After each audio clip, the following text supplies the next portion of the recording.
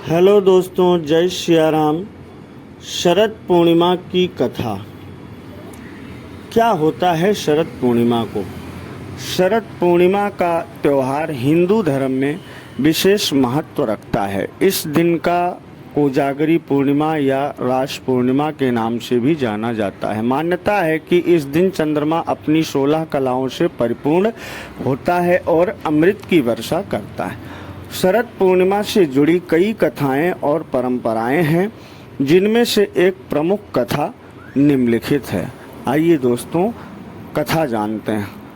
कथा प्राचीन समय की बात है। एक सेठ के दो बेटियां थीं। दोनों ही पूरी श्रद्धा से भगवान की पूजा करती थीं, लेकिन बड़ी बेटी व्रत रखने के बाद भी संतान सुख से वंचित थी, जबकि छोटी बेटी के कई संतानें थीं। बड़ी बेटी दुखी रहती थी और भगवान से संतान प्राप्ति की प्रार्थना करती थी। एक दिन किसी साधु महात्मा ने बड़ी बेटी से कहा, तुम व्रत तो करती हो, लेकिन कुछ भूल कर करती हो। तुम व्रत तोड़ने में जल्दबाजी करती हो, इसलिए तुम्हें व्रत का पूर्ण फल नहीं मिल पाता है। साधु के कहते अनुसार बड़ी बेटी ने अगले शरद पूर्णिमा से अपने व्रत का ठीक से पालन किया। उसने पूरे नियमों के साथ शरद पूर्णिमा का व्रत किया और भगवान की पूर्णिमा पूजा की। व्रत के पूर्ण होने के बाद उसे संतान प्राप्ति का आशीर्वाद मिला। इस कथा से यह संदेश मिलता है कि श्रद्धा और नियमों का पालन करते हुए व्रत करने से भगवान की कृपा प्राप्त होती है। शरद पूर्णिमा की विशेषता। यह माना जाता है कि शरद पूर्णिमा की रात को चंद्रमा की किरणों में अमृत होता है और इसी कारण इस रात को खीर बनाकर उसे चंद्रमा की किरणों में रखा जाता है। फिर इस खीर को प्रसाद के रूप में ग्रहण किया जाता है। इस दिन रात भर जागरण करके भगवान विष्णु और लक्ष्मी जी की पूजा की जाती है। ऐसा करने से जीवन में सुख, समृद्धि और धन की प्राप्ति होती है। इस कथा और शरद पूर्णिमा के पर्व से जुड़ी मान्यताओं के अनुसार यह दिन भक्तों के लिए बहुत महत्वपूर्ण है। शरद पूर्णिमा के दिन की विशेष पूजा।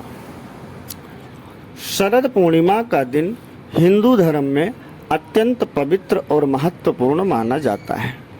इस दिन चंद्रमा अपनी 16 कलाओं से परिपूर्ण होता है और कहा जाता है कि इस रात चंद्रमा की किरणों में अमृत का निवास होता है। इस दिन की पूजा और व्रत का विशेष महत्व है और इसे सुख, समृद्धि और आरोग्य प्राप्त करने के लिए किया जाता है। यहाँ शरद पूर्णिमा के दिन की कुछ प्रमुख पूजा विधियाँ दी गई हैं। दोस्तों, आप ध्यान से देखें। स्नान और संकल्प। इस दिन सुबह जल्दी उठकर स्नान किया जाता है। इसके बाद भगवान की पूजा और व्रत करने का संकल्प लिया जाता है। व्रत रखने वाले इस दिन पूरे नियम और श्रद्धा से व्रत करते हैं। नंबर 2, लक्ष्मी और चंद्रमा की पूजा। शरद पूर्णिमा के दिन विशेष रूप से माता लक्ष्मी और चंद्रमा की पूजा की जाती है। देवी लक्ष्मी को धन और समृद्धि की देवी माना जाता है, इसीलिए इस दिन इनकी पूजा करने से घर में सुख समृद्धि आती है। चंद्रमा को अमृत की वर्षा करने वाला माना जाता है, इसीलिए उन्हें प्रसन्न करने के लिए उनकी विशेष पूजा की जाती है। नंबर 3, खीर का प्रसाद। शरद पूर्णिमा की रात को खीर बनाना विशेष रूप से महत्वपूर्ण माना जाता है। खीर को बनाकर रात में खुले आसमान के नीचे रखा जाता है ताकि उस पर चंद्रमा की किरणें पड़ें। यह मान्यता है कि चंद्रमा की किरणों में अमृत होता है और खीर के माध्यम से यह अमृत ग्रहण किया जाता है।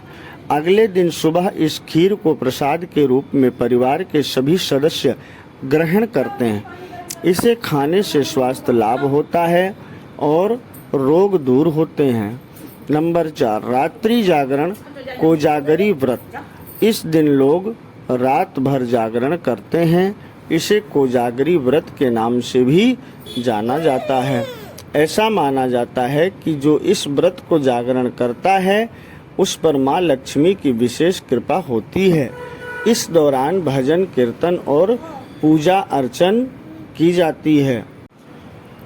5 नंबर, ध्यान और आराधना। शरद पूर्णिमा की रात ध्यान और प्रार्थना के लिए भी उत्तम मानी जाती है।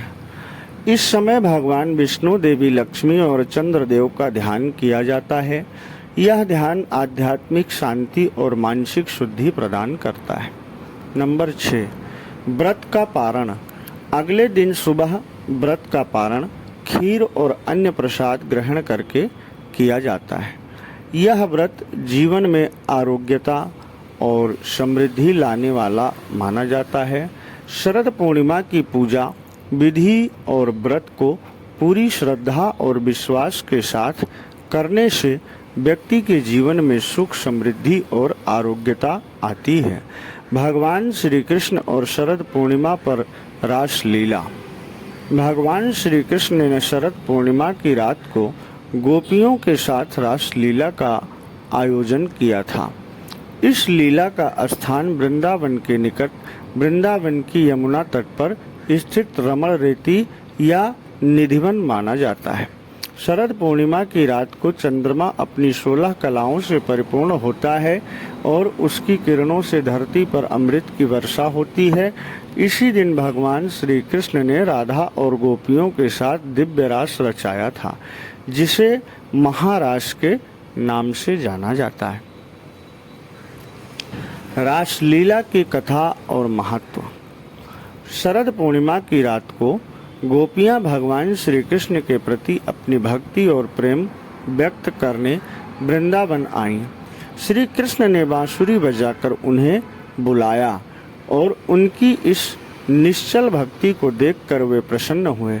उन्होंने इस रात्रि को अमर बनाने के लिए गोपियों के साथ रास लीला रचाई। इस लीला में श्री कृष्ण ने अपने योग माया स्वरूप से प्रत्येक गोपी के साथ एक अलग स्वरूप धारण किया, जिससे हर गोपी को यह अनुभव हुआ कि श्री कृष्ण केवल उसके साथ नृत्य कर रहे हैं। इस रासलीला का आध्यात्मिक अर्थ यह है कि भगवान श्री कृष्ण ने इस लीला के माध्यम से यह संदेश दिया कि सच्ची भक्ति से भगवान को प्राप्त किया जा सकता है।